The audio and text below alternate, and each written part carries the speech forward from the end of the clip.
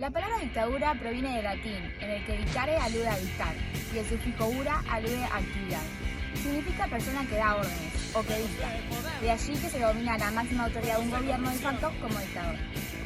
Una dictadura es un sistema de gobierno que concentra todo el poder en una persona o un grupo. Esta ejerce el mando por la fuerza o por el fraude, sin respetar los principios constitucionales democráticos y reprimiendo libertades individuales. Denomina también gobierno de facto, es decir, que ejerce el poder en la práctica, pero no está respaldado por ninguna norma jurídica y no presenta la división de poderes, ejecutivo, legislativo y judicial. El sistema político resulta una dictadura que no representa al pueblo ni reconoce sus derechos. La identificación del Estado con un único partido político. El uso de la fuerza militar y la violencia. La figura de un líder o dictador. La represión de los derechos humanos y libertades individuales. La supresión de la división de poderes. La propaganda de la ideología oficial y su difusión reiterativa. Plan Cóndor, también conocido como Operación Cóndor, fue una campaña de represión política y terrorismo de Estado, respaldada por Estados Unidos, que incluía operaciones de inteligencia y asesinatos de opositores. El Plan Cóndor se produjo en el marco de la estrategia de Estados Unidos en la Guerra Fría, guiada por la doctrina de la seguridad nacional, promoviendo las dictaduras con el fin de suprimir sectores políticos de izquierda e impulsar un nuevo modelo económico centrado en garantizar beneficios crecientes de los sectores más conservadores y con mayores recursos materiales. Fue implementado oficial y formalmente en noviembre de 1975 por las cúpulas de los regímenes dictatoriales del Cono Sur: Chile, Argentina, Brasil, Paraguay, Uruguay, Bolivia y esporádicamente Perú, Ecuador, Colombia y Venezuela. El gobierno de Estados Unidos proporcionó planificación, coordinación, formación sobre la tortura, apoyo técnico y suministró ayuda militar a las juntas militares durante las administraciones de Johnson, Nixon, Ford, Carter y Reagan. La dictadura cívico-militar uruguaya se extendió entre el 27 de junio de 1973 y el 1 de marzo de 1985. Tu nombre y tu edad. Alicia Cabeza, 80 años actualmente. Walter Roberto Risotto, 85. Ida Crosa, 79 años. Alicia Rodríguez Mantras, 75. Rodolfo Rivas, 82 años. Pedro Fernández, 81. ¿Cuántos años tenías cuando comenzó la dictadura? 26 años. Como 40 años. 39. 33. Y 29 años. 33 años y acababa de tener mi tercer hijo. ¿Cómo describirías la dictadura en una palabra? Mala. Represión. Y que habían perdido la senda de todo. Una confusión general. Terror. Con verdaderos asesinos. Verdaderos asesinos del pueblo uruguayo. Del pueblo uruguayo y todo Latinoamérica. ¿Alguna vivencia que te haya marcado en la dictadura? Sí, un allanamiento en la casa de mis padres, a raíz de que yo alquilé un local para poner un almacén, y el local que estaba antes se llamaba La Isla de Cuba. Entonces los militares fueron a mi casa a allanar. Por lo pronto los despidos de los trabajos, el impedimento a los ascensos que legalmente nos correspondían. A mí me pasó que un señor hizo una espera de 4 horas para hablar con el presidente de un organismo y comentarle que yo era comunista porque él pretendía que ese cargo que a mí me correspondía se lo dieran a su esposa. De eso me acuerdo perfectamente. Decían que era comunista solamente por el hecho de haber participado en un paro que en aquel momento hizo la Federación Uruguaya de Magisterio,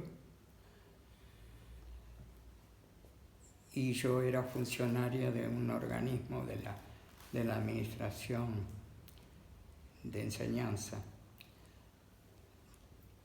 También a mi marido le impedían ascender y cambiar de cargo porque decían que su señora era comunista.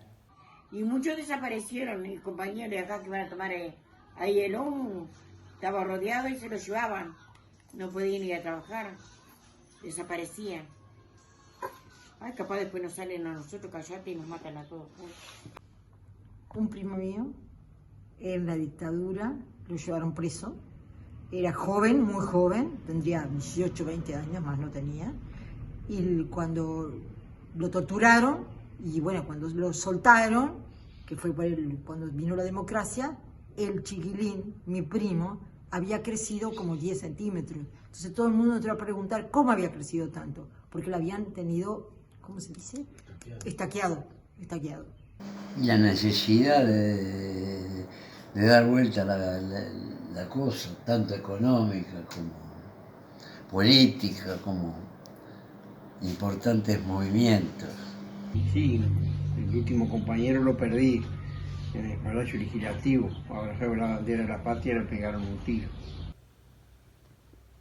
¿Perdiste algún conocido como consecuencia de la dictadura?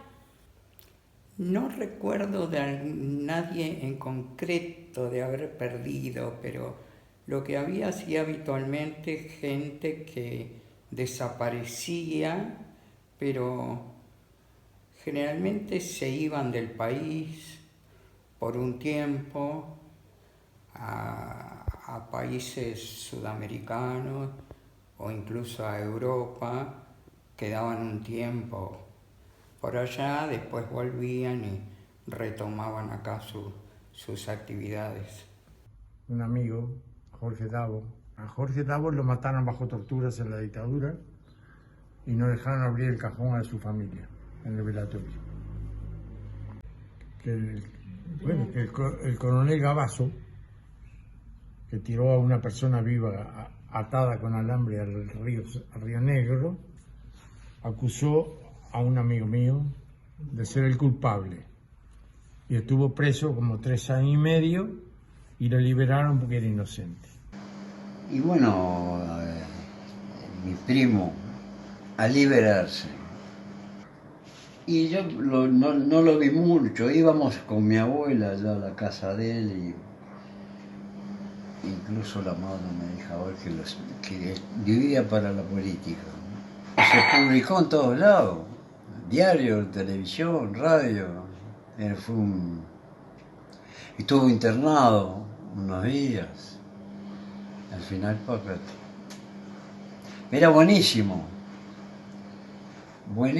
pero vivía para la política y para la izquierda. ¿Cómo manifestabas tu opinión en una sociedad de censura? Yo trataba de no opinar, porque la verdad tenía miedo. Tenía miedo por mi persona y por mi familia. Y entonces me cuidé mucho, pero cuando vino la democracia, también tenía miedo, porque nadie sabía si estábamos en democracia o en dictadura. Me decían que yo iba a tener muchos problemas si seguía hablando así. Entonces me tuve que cuidar mucho y leer mucho cuando estaba, y firmar cuando tenía que firmar documentos, leer muy bien que la terminología no me involucrara a mí, no me molestara a mí y tampoco ir contra ellos. Una compañera mía en un momento me dijo que si yo seguía hablando así me iba a enterrar. Bueno, lo que se podía manifestar públicamente era muy poco. Se hacía dentro de un círculo de amistades en las que se confiaba, se tenía plena confianza. Individualmente era muy difícil manifestarse. Se tomaron medidas muy represivas, ¿verdad? No hay que olvidar que se prohibieron determinadas películas en este periodo, o sea que la censura cayó sobre el cine, cayó sobre el teatro, y todo estaba en cierto modo controlado. Había una vigilancia para cada manifestación cultural, porque eran peligrosas. Allí también había una dificultad para intercambiar ideas y planificar eventos culturales. Fue a poco, fuimos probando hasta dónde podíamos llegar, con mucho miedo a veces, pero probando. Anécdota no personal mía, sino de mi esposo, que era profesor de literatura en enseñanza secundaria, generalmente en cursos nocturnos, porque durante el día trabajaba en otros lados. Y él sí era perseguido, incluso en sus clases tenía alumnos oyentes que aparecían cambiando, y era simplemente que iban a controlar lo que decía en clase. Lo seguían en la calle también. Un día se encontró en el bar, en el Sportman, de 18 y Eduardo Acevedo, en una mesa con Eduardo Galeano, y como eran muy conocidos, se pusieron a hablar, y después se dio cuenta, él tenía una particular percepción de cuando lo seguían, y se enteró que lo siguieron hasta casa. Otra de las cosas que se puede destacar es que a los hijos preferentemente se les enviaba a colegios privados, porque en la educación pública los maestros y profesores se valían de los menores para conocer la actividad de los padres. Entonces los sometían a un interrogatorio que a veces los menores naturalmente respondían, por supuesto. Y era la forma de enterarse la vida de los padres. Y venían las mujeres de los compañeros que estaban todas adentro con agua, con termo y agua caliente, y le tiraban a los milicos todos que venían, que estaban ahí para poder salir. Una manifestación. Bueno, no sé si era manifestación o qué. Y a uno lo mataron ahí.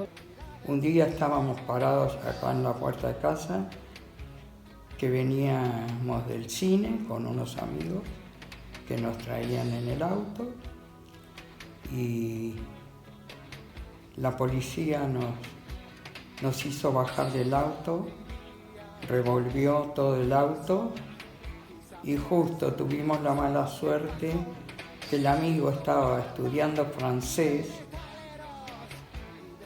y tenía un libro que hablaba de la Revolución Francesa. Como los policías en aquel entonces no tenían ninguna instrucción, cuando vieron Revolución Francesa pensaron que nosotros éramos los revolucionarios y nos querían llevar a la comisaría, hasta que después le pudimos explicar de qué se trataba, nos dejaron en paz. La dictadura convirtió a un pueblo pacífico, tranquilo, democrático, lo convirtió en un pueblo heroico. A las 5 de la tarde, eran las 5 en punto de la tarde, un niño trajo la blanca sábana a las 5 de la tarde.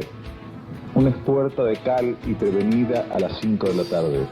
Lo demás era muerte y solo muerte a las 5 de la tarde. El viento se llevó los algodones a las 5 de la tarde. Y el óxido sembró cristal y níquel a las 5 de la tarde. Ya luchan la paloma y el leopardo a las 5 de la tarde. Las dictaduras no tienen control ni límites en su accionar. A lo largo de la historia mundial, los dictadores son asesinados y torturados, privados de libertad, violados y encarcelados de manera injustificada a millones de personas. Fueron 197 las personas desaparecidas. Organizaciones denuncian que el Estado uruguayo sigue sin asumir a fondo su responsabilidad para investigar y aclarar dónde están las casi 200 personas que desaparecieron durante la dictadura militar.